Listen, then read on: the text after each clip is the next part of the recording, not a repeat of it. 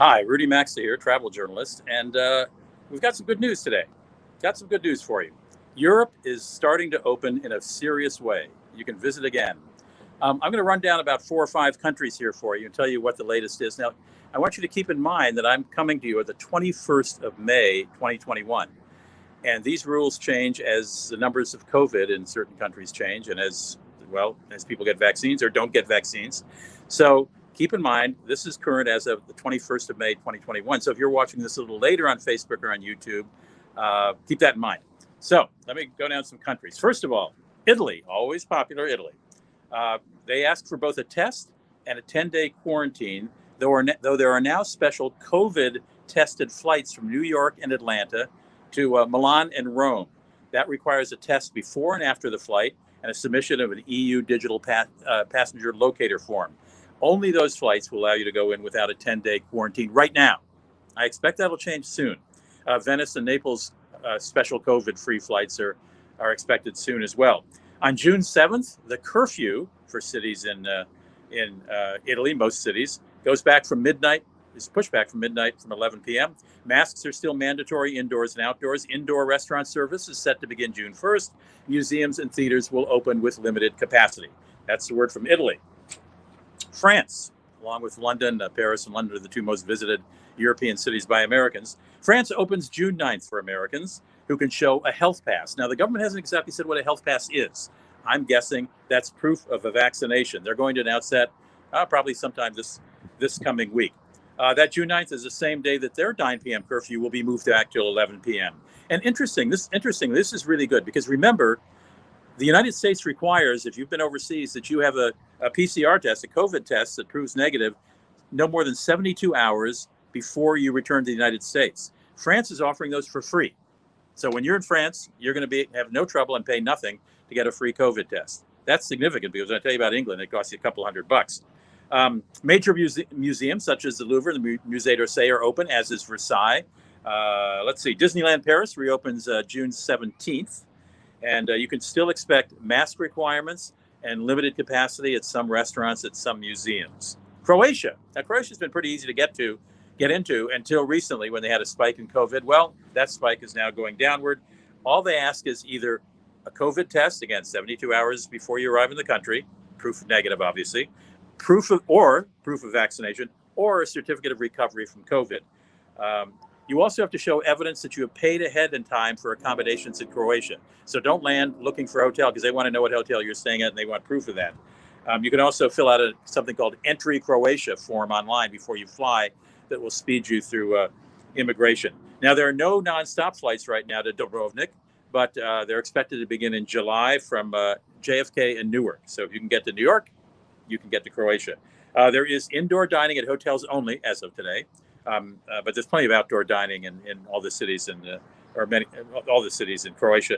Nightclub curfews. Nightclubs are closed, but curfews for restaurants, stores, and theaters is 10 p.m. Greece is fairly easy. All they want is a negative COVID test taken again 72 hours before you get there, or plus a certificate of vaccination required. Let me just pause for a moment and tell you, certificate of vaccination is important. If you haven't been vaccinated and gotten a certificate, you're going to have trouble getting to some places. Not Mexico, not necessarily England, but a lot of places. So consider that. Greece says you may be randomly tested, get a COVID test at the airport when you land. If you show positive, you'll have to quarantine in a local hotel, but the Greek government will pay for it. Although I don't particularly want to sit in a hotel in Greece for 10 days, and I don't think you do either. Iceland has got, at last check, last Thursday of last week, this is the 21st of May, 2021, as I talked to you, they only had, how many was it? 4? They only have 4 COVID patients in hospitals in all of the country. Anyway, they would like they require a vaccination certificate, and you will get a free COVID test when you land at the airport. You'll have to quarantine for 24 hours, and within those 24 hours, you'll be notified as to the results of that test. Probably be positive, you can go around. If you don't have vaccination, you're going to have to register upon arrival, provide a negative PCR test, and then quarantine for 5 days. But again, the government will pay for that hotel for you to quarantine in for 5 days. But again, you don't want to fly all the way to Iceland and quarantine in a hotel for 5 days, so get that vaccination. And finally, Turkey. Well, I want to do England just a minute. Turkey only requires a 72-hour test before arrival showing negative, and they're offering as low as $15 for a medical insurance package that will cover you for COVID treatment and hospitalization for up to 30 days if you contract COVID or show positive while you are visiting Turkey.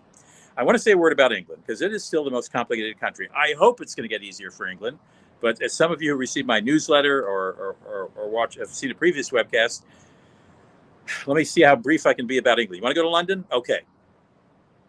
You've got to pay a couple $100 and secure COVID tests that you're going to take on day 2 and 8 of your stay in England. And you have to show proof before you get on the plane that you have, they're going to give you a code number, and you have to show proof of that, that you've spent more than a couple $100 to have those COVID tests when you get there. You have to have a COVID test showing negative before you get there, 72 hours before your arrival. Upon arrival, you'll be asked to quarantine for 10 days. There is a 5-day stipulation. I'm not going to go into that. On day 2, you'll receive via overnight mail a self-administered COVID test. It's shallow throat, shallow nose. You'll send it back in. They will call you almost every day to see if you're quarantining. It could be quarantining I quarantine at my daughter's house, for example. It doesn't have to be in a government-approved hotel. On day 8, you'll get another self-administering test. Again, you send it back the same day. You get a positive test. They will call you on day 9 and say, hey, your test is positive. You're free to roam around the country. So England's a little complicated. And then you've got to get another COVID test to get back in the United States. I had to go to a private doctor's hospital and pay another $200 for that. So right now, COVID tests to get into and out of England are fairly expensive. I'm hoping that changes soon. I'll keep you up to date when you do. At any rate, nice to talk to you. I hope Europe is on your schedule for this summer. It's looking favorable. But again, if you're watching this any significant amount of time after today, May 21st, check rules for each country because they change all the time. I'm Rudy Maxa. I hope you can subscribe to my newsletter. Just go to my Instagram page. Look up Rudy Maxa, my Instagram page, and right there in my bio, you'll see a direct link to subscribe to my free every 2-week newsletter, and I fill it with travel deals, travel information, favorite restaurants of mine in certain places. At any rate, love to have you subscribe to the newsletter, and you can also check out here on YouTube and on Facebook some of my bi-weekly webcasts with some fairly interesting people in the travel business. Till then, travel safely. Hope you get to Europe this summer if that's what you want to do.